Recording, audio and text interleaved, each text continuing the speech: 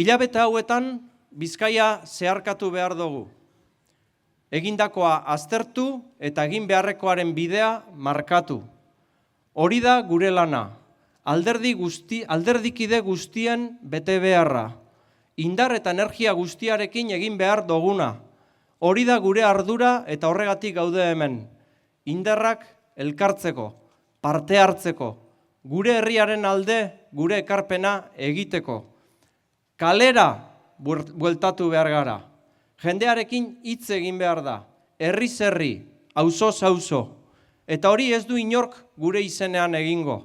Alderdikide, batzoki, zinegotzi eta herri arduradun bakoitzak egin beharreko lana da.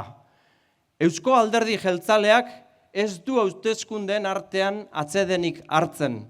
Eusko Alderdi Jeltzalea egunero dabil lanean. Ez gara kontakizunetatik bizi den alderdia, martxan ipintzen ditugun ekintzetatik baizik.